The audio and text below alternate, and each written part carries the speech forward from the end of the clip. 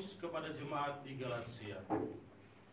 Saudara-saudara, kalau kalian membiarkan diri dibimbing oleh Roh, kalian tidak hidup di bawah hukum Taurat.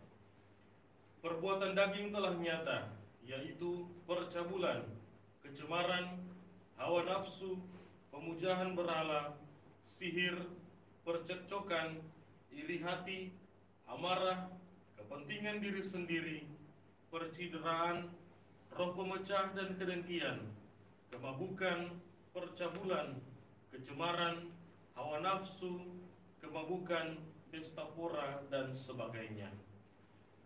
Mengenai semuanya itu kalian kuperingatkan, seperti yang telah kulakukan dahulu, bahwa barang siapa melakukan hal-hal yang demikian, ia tidak akan mendapat bagian dalam kerajaan Allah. Sebaliknya, hasil roh ialah kasih, sukacita, damai sejahtera, kesabaran, kemurahan, kebaikan, kesetiaan, sikap lemah lembut, dan penguasaan diri. Tidak ada hukum yang menentang hal-hal itu. Barang siapa menjadi milik Kristus, ia telah menyalibkan daging dengan segala hawa nafsu dan keinginannya. Jika kita hidup oleh Roh, baiklah hidup kita juga dipimpin oleh Roh. Demikianlah sabda Tuhan. Syukur kepada Allah. Mazmur yang mengikuti Engkau ya Tuhan hidup dalam cahaya. Yang mengikuti Engkau ya Tuhan hidup dalam cahaya. Berbahagialah orang yang tidak berjalan menurut nasihat orang fasik, yang tidak berdiri di jalan orang berdosa, dan yang tidak duduk dalam kumpulan kaum pencemooh, tetapi yang kesukaannya ialah hukum Tuhan, dan siang malam merenungkannya. Yang mengikuti Engkau ya Tuhan hidup dalam cahaya. Ia seperti pohon yang ditanam di tepi aliran air, yang menghasilkan buah pada musimnya, dan daunnya tidak pernah layu. Apa saja yang diperbuatnya berhasil. Yang mengikuti Engkau ya Tuhan hidup dalam cahaya. Bukan demikianlah orang-orang fasik. Mereka seperti sekam yang ditiup angin. Sebab Tuhan mengenal jalan orang benar, tetapi jalan orang fasik menuju kebinasaan. Yang mengikuti Engkau ya Tuhan hidup dalam cahaya. Haleluya, haleluya, haleluya, haleluya, haleluya, haleluya.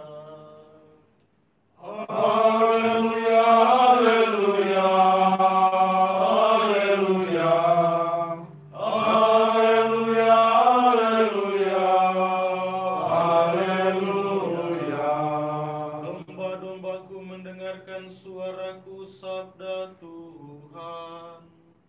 Aku mengenal mereka, dan mereka mengenal aku.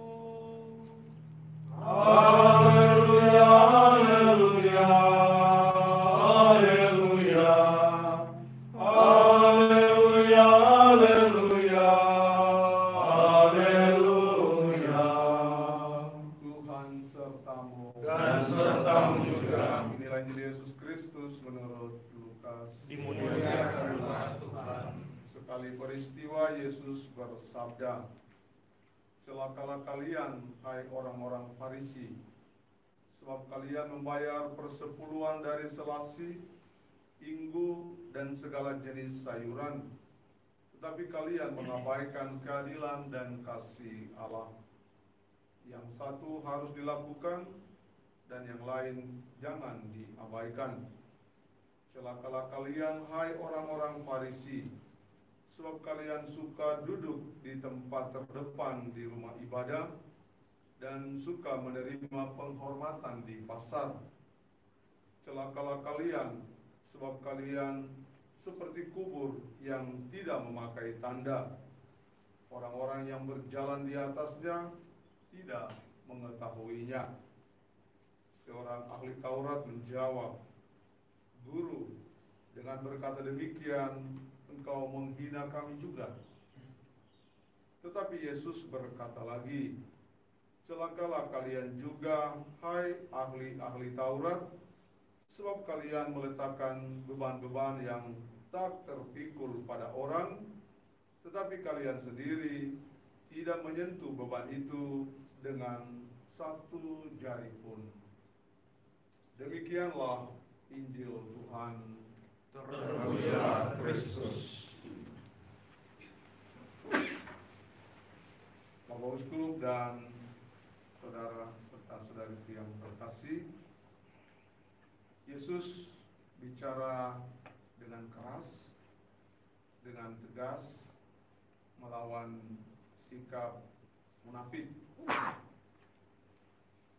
Celakalah kalian adalah sebuah kecaman Yesus terhadap orang-orang Farisi dan ahli-ahli Taurat yang selalu bersikap munafik. Mereka selalu minta dihormati dan dilayani. Yesus juga mengkritik sikap tidak adil terhadap sesama yang sering dipertontonkan oleh orang-orang Farisi dan ahli-ahli Taurat. Kadang kita berlaku juga seperti orang Farisi dan ahli Taurat, memberi beban yang berat kepada orang lain, atau kita sendiri melihat orang lain sebagai beban dan kita tidak berbuat apa-apa, tidak membantu dia atau membantu sesama yang diberi beban. Yesus katakan, celakalah kamu. Saudara dan saudariku terkasih, apa yang bisa kita petik dari bacaan-bacaan yang kita dengar hari ini? Sekurang-kurangnya dengan merenungkan firman ini, kita berani mengesampingkan semangat Farisisme dan Tauratisme, meringankan beban orang lain dan bukan menjadi beban bagi orang lain. Kita paham aturan bukan untuk menjadikan orang lain terbebani atau melecehkan orang lain, tetapi paham aturan untuk membantu orang lain. Rasul Paulus kepada jemaat di Galatia memperingatkan kita bahwa kalau kita orang baik, maka kita akan melakukan tindakan yang baik. Sebaliknya, kalau kita menjadi orang yang tidak baik, maka yang kita hasilkan juga yang tidak baik. Pohon yang baik tentu akan menghasilkan buah yang baik, yang tidak baik tentu akan menghasilkan buah yang tidak baik. Hidup kita kalau dikuasai oleh roh, maka yang kita hasilkan adalah roh. Sebaliknya, hidup kita dikuasai oleh kejahatan, maka kejahatan akan menjadi buah hidup kita.